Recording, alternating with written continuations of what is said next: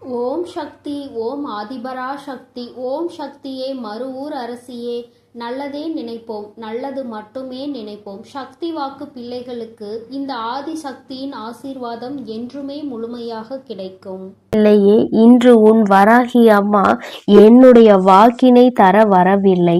மாறாக உன்னுடைய குலதெய்வத்தின் வாக்கு ஒன்றினை கொண்டு வந்திருக்கிறேன். நான் கொண்டு வந்திருக்கிறேன் என்றால் அதற்கு ஒரு காரணம் இருக்கிறது அல்லவா? அதை உன்னால் புரிந்து கொள்ள முடியும் அல்லவா?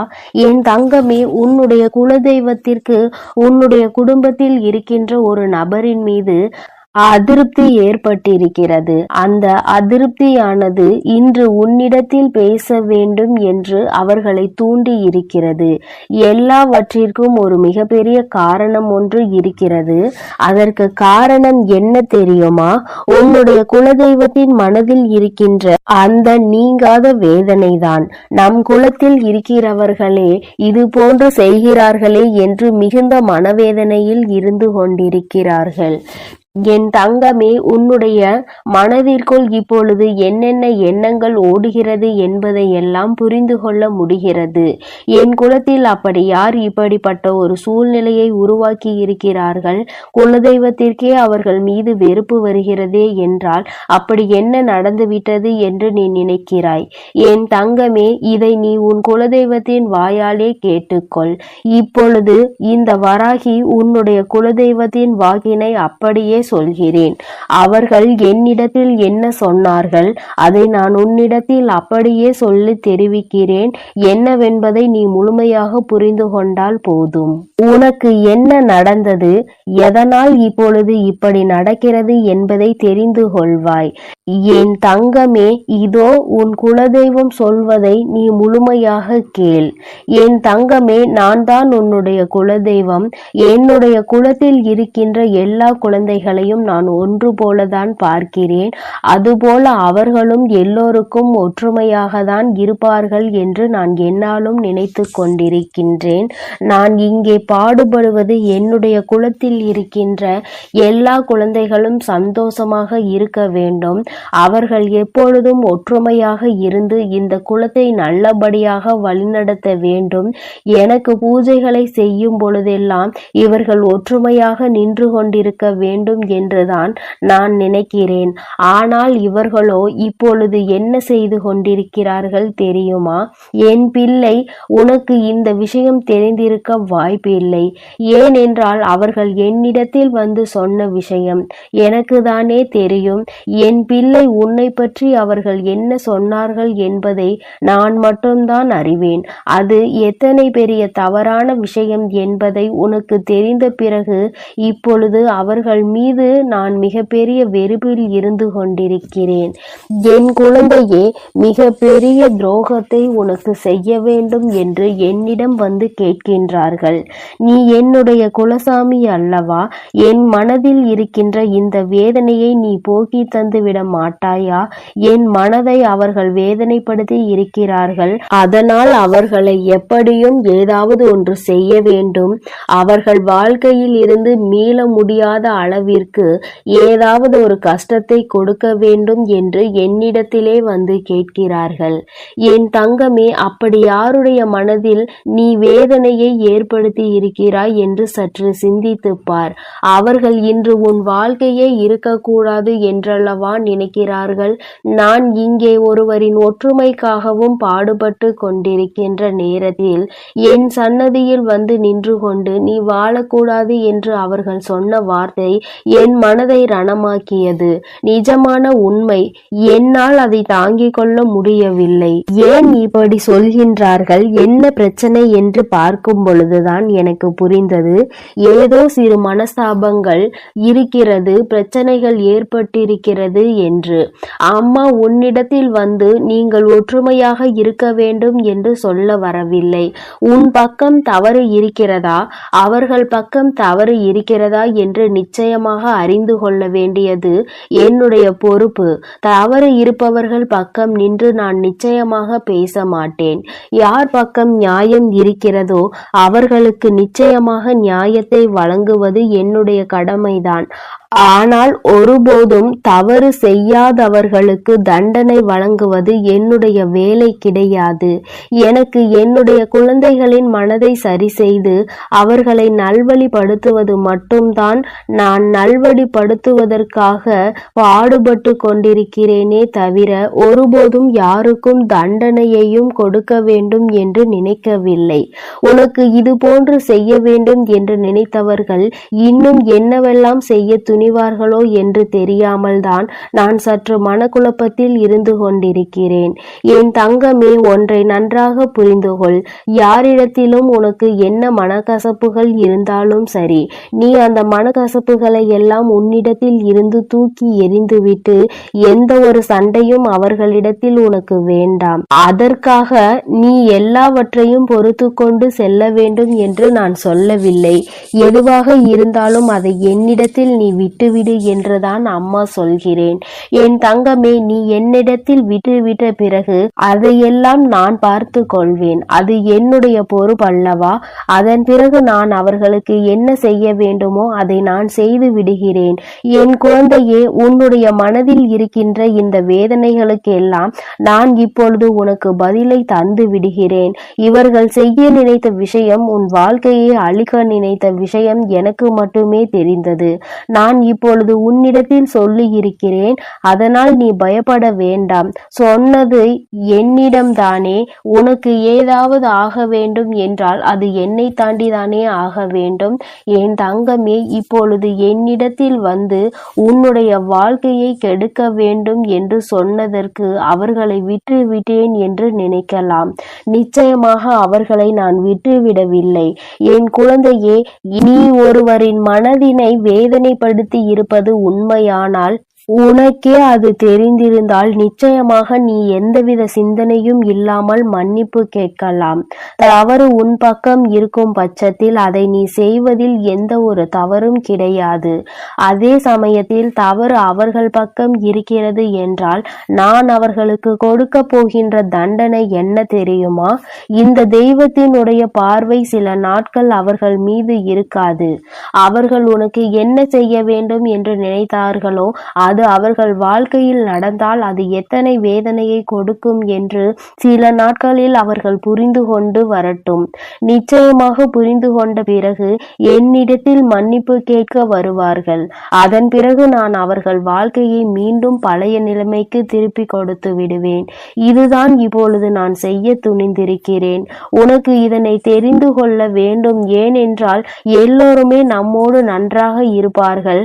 நாம் ஒருவருக்கொருவர் நல்லதை செய்தாலும் கெட்டதை செய்தாலும் நம் மீது வஞ்சக எண்ணம் ஒருவருக்கு வந்து விட்டது என்றால் அவர்கள் குலதெய்வத்திடம் கூட வந்து வாழ்க்கையை அழிக்க சொல்வார்கள் என்பதை நீ புரிந்து கொள்ள வேண்டும். குலத்தில் இருக்கின்றவர்கள் சில பேர் என்னுடைய கோவிலில் நின்று சண்டையிடுகிறார்கள். இதுவெல்லாம் எனக்கு எத்தனை வேதனையை ஏற்படுத்தும் என்பதை அறிந்திருக்க அவர்களுக்கு வாய்ப்பு இல்லை. என்னுடைய பொறுமைக்கும் ஒரு எல்லை உண்டு. என்னுடைய பொறுமையின் எல்லை மீறும் பொழுதுதான் அவர்களின் குலத்தை நான் காக்காமல் சென்று விட்டால் என்ன செய்து விடுவார்கள்? நான் அவர்களின் குலத்தை காக்கின்ற தெய்வம். அவர்களை எத்தனை அன்போடு என்னாலும் அரவணைக்க காத்து கொண்டிருக்கிறேன். அவர்கள் மீது எத்தனை அன்பினை அள்ளி கொடுத்து காத்து கொண்டிருக்கிறேன். ஆனால் அவர்களோ என் மீதும் என்னை பற்றிய சிறிதளவு சிந்தனை கூட இல்லாமல் இது போன்று செய்து விடுகிறார்கள் அல்லவா? நிச்சயமாக இவையெல்லாம் மாற வேண்டும். உன்னுடைய வாழ்க்கையில் நடந்த எல்லாவற்றையும் நான் மாற்றி கொடுக்கிறேன். நீ சந்தோஷமாக இருக்க வேண்டும். தவறு செய்திருந்தால் மன்னிப்பு உன் பக்கம் இருக்க வேண்டும். தவறு இல்லை என்றால் தண்டனையையும் நான் வழங்குகிறேன். என் குழந்தையே, உன்னுடைய குலதெய்வத்தின் வாக்கினை கேட்டாய் அல்லவா? நிச்சயமாய் உனக்கு யாரோ ஏதோ தீய வினைகளை செய்ய நினைத்திருக்கிறார்கள். அதை அவர்கள் நிச்சயமாக தடுத்து நிறுத்தி விடுவார்கள். இருக்கிறார்கள். அதனால் என் தங்கமே, யார் மீது எந்த வஞ்சனை எண்ணங்களும் உனக்கு இருந்தால் உடனடியாக அதனை நீ சரி செய்து கொள்வதற்கு குடும்பத்திற்குள் எந்த விதமான பிரச்சனைகளும் வேண்டாம் என்றுதான் அவர்கள் விருப்பப்படுகிறார்கள். குல ஒற்றுமையாக இருந்தால்தான் அவர்கள் மனது சந்தோஷம் அடையும் என்றார்கள். என் தங்கமே, உன்னுடைய பிரச்சனையை அவர்களிடத்தில் தீர்க்க முடியவில்லை என்றால் அப்படிப்பட்ட நபர்களை விட்டு நீ விலகிவிடு. அதில் எந்த ஒரு தவறும் இல்லை. மன்னிக்க கூடிய காரியமாக இருந்தால் மன்னித்து ஏற்றுக்கொள் என்றுதான் கேட்கின்றார்கள். என் அன்பு குழந்தையே, உனக்கு இந்த குலதெய்வத்தினுடைய ஆசீர்வாதமும் உன் வராகி அம்மாவினுடைய ஆசீர்வாதங்களும் எப்பொழுதும் முழுமையாக இருக்கும். அதனால் இது போன்ற காரியங்களிலிருந்து நீ எப்பொழுதும் விலகி இருக்கப்பார். என் தங்கமே, நீ எதற்காகவும் கலங்காதே, எதை நினைத்தும் வருந்தாதே. நீ நல்லதையே நினைத்தால் உன் வாழ்வில் எப்பொழுதும் நல்லது மட்டுமே நடக்கும். என் செல்ல குழந்தையே, இந்த குலதெய்வமானவள் உன்னுடைய இல்லத்திற்குள் இருந்தால் மட்டும்தான் உன்னால் என் வாக்கினை கேட்க முடியும். என் தங்கமே, அப்படியானால் இன்று உன் தாயானவள் நான் உன்னுடைய இல்லத்திற்குள் இருக்கிறேன்.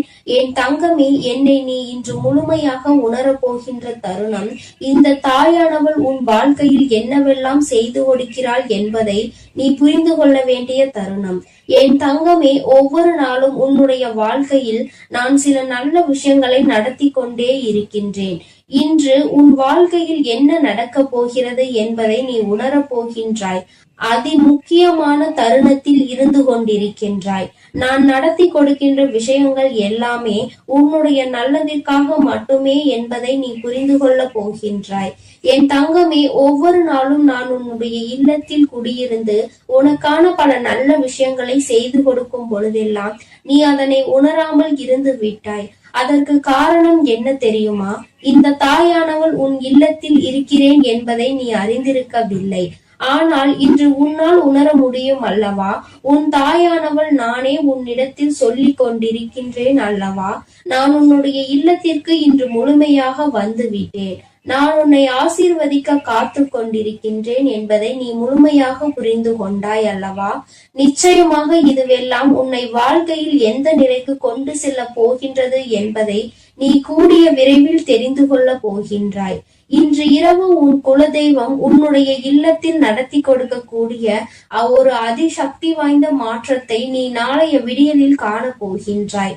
அம்மா என்று அதிசயத்தை நடத்தி கொடுப்பாள் என்று நீ எதிர்நோக்கி காத்து கொண்டிருந்தாய் அல்லவா? அந்த அதிசயம் இன்று உன் வாழ்க்கையில் நடக்க போகிறது என்றால் அது உனக்கு கசக்குமா என்ன? என் தங்கமே, நான் என்றுமே உன்னை முழுமையாக உணர்ந்தவள். என் குழந்தைக்கு என்ன வேண்டும் என்பதை தெளிவாக புரிந்து கொண்டவள். ஒரு பொழுதும் நீ கேட்டுவிட்டாய் என்பதற்காக அம்மா கண்மூடித்தனமாக எதையுமே உனக்கு கொடுத்து விடுவதில்லை. எனக்கு தெரியும் என் பிள்ளைக்கு என்ன வேண்டும் என்பது. என் பிள்ளை என்னிடத்தில் எதை கேட்டு நிற்கின்றாயோ அதை உனக்கு நான் நிச்சயமாக தந்து கொண்டேதான் இருப்பேன். ஒரு நாளும் நான் உன்னிடத்தில் எந்த விஷயத்தையும் கேட்டு தராமல் இருந்திருக்கிறேன் என்றால் அதற்கு ஒரே ஒரு காரணம் மட்டும்தான் இருக்க முடியும். இதை கொடுத்தால் என் பிள்ளைக்கு முழுமையான சந்தோஷம் கிடைக்காது. பாதியிலேயே இந்த சந்தோஷம் என் பிள்ளையை விட்டு பறிபோகும். அப்படி பறிபோகும் என்றால் என் குழந்தை நிச்சயமாக மிகுந்த மனவேதனையில் தவித்து நிற்பாய். வேதனைகளும் சோதனைகளும் அதிகமாக வாழ்க்கையில் வாட்டி எடுக்கும் என்பதை உணர்ந்துதான் அப்படி ஒரு நிலைமை உனக்கு வந்துவிடக் கூடாது என்பதற்காக மட்டும்தான் அம்மா இப்படியெல்லாம் உன் வாழ்க்கையில் உனக்கு பல விஷயங்களை எல்லாம் பார்த்து பார்த்து செய்து கொண்டிருக்கின்றேன். என் குழந்தையின் மனதிற்குள் முதலில் தேவையில்லாத சந்தேகங்களை நீ தூக்கி எறிந்து விடு. எது உனக்கு சரி வரும் என்று எனக்கு தோன்றுகிறதோ அதை நான் உன் கைகளில் தராமல் விட்டுவிட மாட்டேன். என் தங்கமே, ஒவ்வொரு நாளும் விடியும் பொழுது என் குழந்தைக்கு மனதில் ஏதோ ஒரு குழப்பம் இருந்து கொண்டேதான் இருக்கிறது. இன்று உன்னுடைய மனது குழப்பம் இல்லாமல் தெளிவாக எதிர்நோக்கி நிற்கின்றதோ அன்று நீ இந்த வாழ்க்கையில் எல்லாவற்றையும் என் தங்கமே, முதலாவது இந்த தாயானவள் உன் வாழ்க்கையில் எதற்காக வருகின்றாள், உன்னுடைய இல்லத்திற்குள் எதற்காக நிறைந்து இருக்கின்றாள் என்பதையும் நீ புரிந்து கொள்ள வேண்டும். வெற்றி உன் வாழ்க்கையில் இருப்பதை அந்த நேரத்தில் உனக்குள் நீ அதனை உணர்ந்து கொள்ள வேண்டிய விஷயம், எதற்காக இவள் அன்பினை நமக்கு முழுமையாக கொடுக்கின்றாள் என்பதை. என் தங்கமே, எப்பொழுதெல்லாம் உனக்கு மனதில் என் மீது சந்தேகம் வருகின்றதோ அப்பொழுதெல்லாம் நீ ஒன்றை மட்டுமே தெளிவாக உணர்ந்து கொண்டாலே போதும். எப்பொழுதெல்லாம் உன் வாழ்க்கையின் மீது உனக்கு நம்பிக்கை இல்லாமல் போகின்றதோ அப்பொழுது நீ ஒன்றை மட்டும் செய்தால் போதும். என் தங்கமே, தெய்வத்தின் மீது நம்பிக்கை இல்லை என்றால் நீ என் தங்கமே நடப்பது எல்லாமே நன்மைக்காகவே நடக்கட்டும் என்று நீ விட்டு விடு. என் தங்கமே, இந்த மனநிலை உனக்குள் இருந்து விட்டால் உன்னுடைய வாழ்க்கை எல்லாம் நல்லதும் ஒரு நாள் உன் வாழ்க்கையில் நிச்சயமாக நடந்துவிடும். அப்பொழுது இந்த வாழ்க்கையினுடைய அர்த்தத்தை நீ புரிந்து கொள்வாய். என் தங்கமே, நீ என்றுதான் இந்த தாயின் அன்பினை புரிந்து கொள்ள போகிறாய்? ஏன் என்னை தினமும் எதிர்நோக்கி காத்து கொண்டிருக்கின்றாய்? நான் உன் இல்லத்தில் முழுமையாக நிறைந்திருப்பதை நீ உணர வேண்டும் என்றால் என் மீது உனக்கு அதிக நம்பிக்கை இருக்க வேண்டும். நம்பிக்கையின் பலனை நீ அடைய வேண்டும் என்றால் நிச்சயமாக இந்த தாயானவள் உன் மீது காட்டுகின்ற பாசத்தை முழுமையாக உணரும் தருணத்தில் நீ வந்து கொண்டிருக்க வேண்டும்.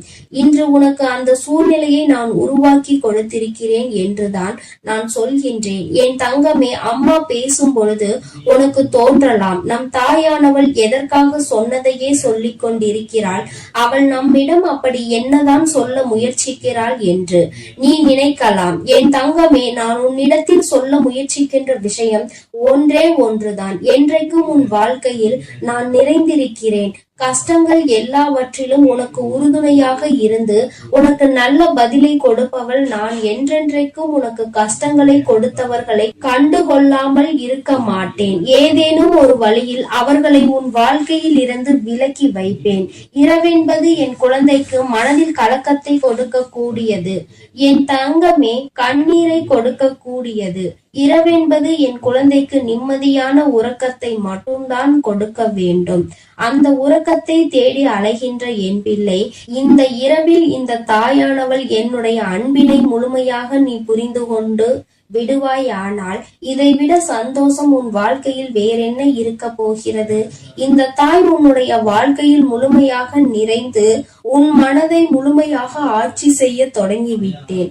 அது உண்மை என்றால் என் பிள்ளை, இனி உன் வாழ்க்கையில் நான் நடத்த போகின்ற அதிசக்தி வாய்ந்த விஷயங்களை நீ கண்கூடாக காண போகின்றாய் என்பதை நீ உணர்ந்து விட்டாய் என்று அர்த்தம். அம்மாவை மனதார நினைக்கின்ற என் குழந்தை, இரவில் உனக்கு உறக்கம் வரவில்லை என்றால் நன்றாக கண்களை மூடி உன் தாயானவள் என்னை பற்றி சிந்தித்துக் கொண்டே இரு. இந்த தாய் உன் வாழ்க்கையில் நடத்தி கொடுப்பாள் என்று வாக்குமூலம் கொடுத்திருக்கின்றேன். இந்த நம்பிக்கைக்கு பலன் ஒரு நாள் நிச்சயமாக உனக்கு கிடைத்தே தீரும் என்பதில் எந்த ஒரு மாற்று கருத்தும் கிடையாது.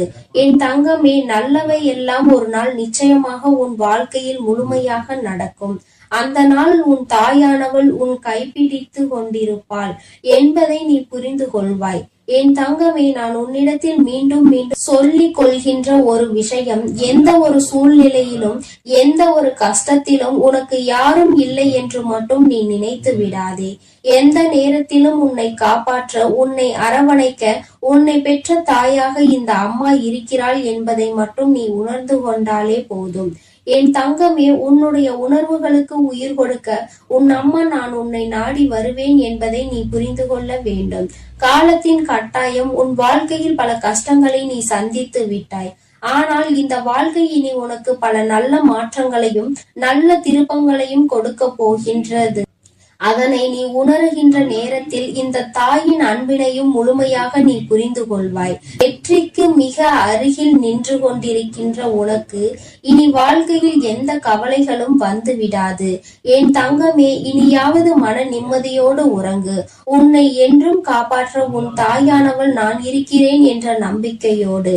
என் செல்ல குழந்தைக்கு இந்த தாயானவளினுடைய ஆசீர்வாதங்கள் எப்பொழுதும் முழுமையாக இருந்து கொண்டே இருக்கும். என் தங்கமே, அதனால் நீ எதற்காகவும் கலங்காதே, எதை நினைத்தும் வருந்தாதே. நீ நல்லதையே நினைத்தால் உன் வாழ்வில் எல்லாம் உனக்கு நல்லதாகவே நடக்கும். உன் தாயானவள் எப்பொழுதும் உன்னோடு இருந்து உனக்கானவற்றை செய்து கொடுக்க நான் காத்து கொண்டிருக்கிறேன் என்பதை நீ மறந்து விடாதே. நான் எப்பொழுதும் உன் இல்லத்தில் நிறைந்திருப்பது போல உன் மனதிலும் நான் நிறைந்திருப்பேன். எல்லாம் இனி நல்லதாகவே நடக்கும். ஓம் சக்தி, ஓம் ஆதிபரா சக்தி, ஓம் சக்தி, ஓம் ஆதிபரா சக்தி. என் அன்பு பிள்ளையே, நீ இப்போது என்ன மனநிலையில் இருக்கிறாய் என்பதை உன் தாய் நான் அறிவேன். என் பிள்ளையே, அதனால்தான் உன் வருத்தத்தை போக்க உனக்கான சத்திய வாக்கோடு உன் தாய் நான் வந்திருக்கிறேன். கவனமாக கேள் என் பிள்ளையே. குழந்தையே, உன் மனதிலும் உன் வீட்டிலும் இப்போது சூழ்நிலை சரியில்லை அல்லவா? அது எதனால் என நீ யோசித்து பார்த்தாயா? தாயே, நான் தினமும் பூஜைகள் செய்து கொண்டுதான் இருக்கிறேன். பக்தியோடு விரதங்களையும் கடைபிடித்து கொண்டுதான் இருக்கிறேன். ஆனால் எனக்கு இப்படி துன்பம் மேல் துன்பமாக வருகிறதே என என்ன செய்வது என்று புரியாமல் என்னிடம் புலம்பிக் கொண்டுள்ளாய். என் பிள்ளையே, அதன் காரணத்தை உன் அன்னை அறிந்து கொண்டுதான் உன்னிடம் சொல்ல வந்துள்ளேன். என் செல்லமே, நம் குடும்பம் நன்றாக இருக்க வேண்டும் என நினைப்பது நம்முடன் இருப்பவர்கள்தான். அவர்கள் வேறு யாரும் இல்லை. உன்னுடைய குலத்தை காக்கும் உன்னுடைய குலதெய்வம் மட்டும்தான். என் அன்பு பிள்ளையே, குலதெய்வம் வீட்டில் இல்லை என்றால் வீட்டில் தொடர் கஷ்டங்கள் வந்து கொண்டே இருக்கும். எதை செய்தாலும் எதை செய்ய நினைத்தாலும் தடைகளும் தடங்கல்களும் வந்து கொண்டே இருக்கும். என் அன்பு பிள்ளையே, நீ உன் அன்னை சொல்வதை மட்டும் செய்தால் போதும். பிறகு நீ நினைத்த அனைத்தும் உனக்கு கட்டாயம் நிறைவேறியே தீரும். அதனால் கவனமாக கேட்டு முறையாக அதை செய்துவிடு என் அழகு பிள்ளையே. உன்னுடைய குலதெய்வம் இன்னும் சற்று நேரத்தில் உன் வீட்டை தேடி வந்து விடுவார்கள். பிறகு உன் வீட்டில் நடக்கும் அனைத்து நல்லது கெட்டதுகளிலும் அவர்கள் கலந்து கொள்வார்கள். உன்னுடைய வீட்டில் எப்பொழுதும் மங்களகரமான நிகழ்வுகள் நடந்து கொண்டே இருக்கும். அதனை முழுமையாக நம்பி இந்த பதிவினை நீ முழுமையாக கேட்டுவிடு என் செல்லமே. நிச்சயம் உனக்கான நல்லது கூடிய விரைவில் நடக்கப் போகிறது. என் அன்பு பிள்ளையே, நம்முடைய குலதெய்வம் என்பவர்கள் நம்முடைய குலத்தையும் நம்மையும் காத்து கொண்டு இருப்பவர்கள். அவர்கள் எப்போதும் நம்முடன் தான் இருக்கிறார்கள்.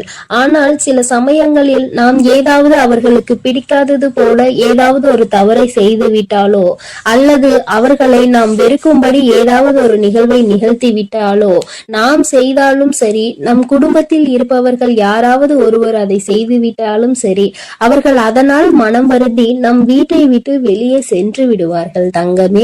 அதனால் தான் சொல்கிறேன், எப்பொழுதும் குலதெய்வத்திற்கு விளக்கு போட்டு வணங்கி கொண்டே இரு என்று.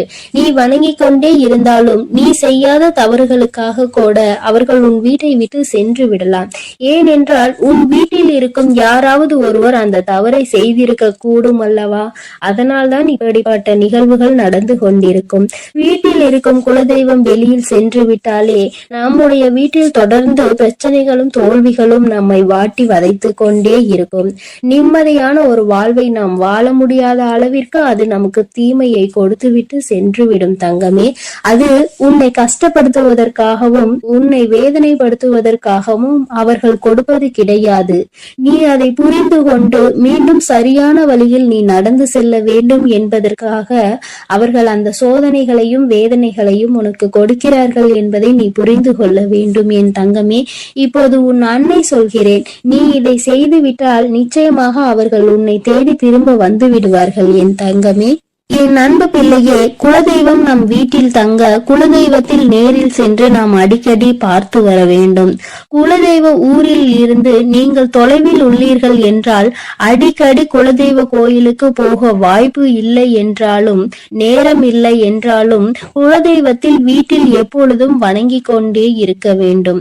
உன்னுடைய இஷ்ட தெய்வங்களுக்கு நீ எப்படி விளக்கு போட்டு மாலை போட்டு பூஜைகளை செய்து கொண்டிருக்கிறாயோ அதே போல உன்னுடைய குலதெய்வத்திற்கும் நீ ஒரு விளக்கு போட்டு பூஜைகளை நீ செய்து கொண்டே இருக்க வேண்டும். என் அன்பு பிள்ளையே, குலதெய்வத்தை வீட்டிற்கு வர வைக்க வெள்ளிக்கிழமை ஒரு வெள்ளை துணியை மஞ்சள் நீரில் மூழ்க வைத்து பின்னர் அதை காய போட்டு எடுத்துக்கொள். பிறகு ஏதாவது ஒரு வெள்ளிக்கிழமை அல்லது புதன்கிழமை அல்லது உங்களுக்கு கிடைக்கக்கூடிய நேரங்களில் அதில் அந்த மஞ்சள் துணியில் சிறிது திருநீரை போட்டு குங்குமம் சிறிதளவு, இது இரண்டும் உங்களுடைய குலதெய்வ கோயிலில் இருந்து வாங்கி வந்ததாக இருக்க வேண்டும். ஏற்கனவே வீட்டில் இருந்தால் அதனை நீங்கள் பயன்படுத்திக் கொள்ளலாம். அப்படி இல்லை என்றால் நீங்கள் சென்று குலதெய்வ கோயிலில் இதை இரண்டையும் வாங்கி கொண்டு வந்து அந்த மஞ்சள் துணியில் போட்டு மற்றும் எலுமிச்சம்பழம் 6 மாவிலைகள் 5 வெற்றிலை 3 பாக்கு இதனுடன் காய்ந்த மஞ்சள் துண்டுகள் இவை அனைத்தையும் ஒன்றாக சேர்த்து கட்டி வீட்டின் பெரிய நிலவு கதவில் உட்பகுதியில் கட்டி தொங்கவிட வேண்டும். இவற்றுக்கு கட்டிவிட்டு சூடம் பத்தி காண்பித்து வணங்க வேண்டும். இவ்வாறாக நீங்கள் தினந்தோறும் வணங்கி வந்தால் குலதெய்வம் உங்கள் வீட்டிற்கு குடி வந்துவிடும். பிறகென்ன, தடைகள் உடையும், மகிழ்ச்சி பொங்கும், தொழில் வழி சிறப்பு உண்டாகும், பணப்புழக்கம் அதிகரிக்கும். என் அன்பு பிள்ளையே, இதனை கவனமாக கேட்டு நீங்கள் சரியாக செய்துவிட்டீர்கள் என்றால் உங்களுடைய குலத்தை காக்கும் குலதெய்வம் நிச்சயமாக உங்களோட இருப்பார்கள். அவர்கள் உங்களுக்கான நல்லது எது கெட்டது எது என்பதை முன்கூட்டியே அறிந்து உங்களுக்கான அனைத்து நன்மைகளையும் அவர்கள் செய்து கொடுத்து கொண்டே இருப்பார்கள். எதுவும் இன்னும் நல்லது நடக்கவில்லையே என நீ வருத்தப்படும் அளவிற்கு நிலைமை மோசமாக இல்லை செல்லமே. எல்லாம் சரியாகத்தான் நடந்து கொண்டிருக்கிறது. உன் கண் முன்னால் நிகழும் சின்ன சின்ன விஷயங்களை எல்லாம் நீ நினைத்து பயப்பட்டு கொண்டிருந்தாய். உன் கண் முன்னால் நடக்கும் பல விஷயங்கள் உனக்கு தெரியாமல் போய்விடும். நீ உன் கண்களை திறந்திருந்தாலும் அதனை உன்னால் அறிய முடியாமல் போய்விடும் என் தங்கமே. அதனால் நீ எதை நினைத்தும் பயப்படாமல் தைரியமாக இருந்து கொண்டே இருக்க வேண்டும். எங்கே நீ எதை செய்தால் நீ நினைத்தது நடக்கும் என்பதை நான் அறிவேன். அதற்கான வேலைகளை நான் தீவிரமாக செய்து கொண்டிருக்கிறேன். உன் நிலை, உன் கஷ்டங்களையும் நான் சரி செய்து கொண்டுதான் இருக்கிறேன். நீ படும் துயரங்களை மற்றவர்களுக்கு வேண்டுமானால் தெரியாமல் இருக்கலாம். ஆனால் நான் அறிவேன் குழந்தையே. உன் கண்ணீருக்கும் கவலைகளுக்கும் பதிலாக நான் உனக்கு சந்தோஷத்தை தரும் வகையில் இப்பொழுது நான் உனக்கான பதிலை சொல்லி இருக்கிறேன். அதனால் என் தங்கமே, நீ தைரியமாக இருக்க வேண்டும். இந்த ஊரே உன்னை பார்த்து வியக்கப் போகிறது. ஒருபோதும் சோர்ந்து போகாதே. உனக்கு துணையாக நான் எப்பொழுதும் இருப்பேன். உனக்கு சந்தோஷமான மகிழ்ச்சியும் தரும் விஷயங்களை நான் உனக்காக நடத்தி கொடுப்பேன். நீ வெற்றி பெற போகிறாய். கஷ்டமான சூழ்நிலை வரும்போது அதில் யாரும் தோற்பதில்லை, போராட கற்றுக்கொள்கிறார்கள். சமாளித்தால் வெற்றி, சமாளிக்க முடியாத கஷ்டம் என்பது ஒரு சிறப்பான அனுபவத்தை கொடுக்கும். இப்போது உன் கால நேரமானது உன்னை சோதனைக்கு உள்ளாக்கி உனக்கு துன்பங்களையும் கஷ்டங்களையும் கொடுத்து கொண்டிருக்கலாம்.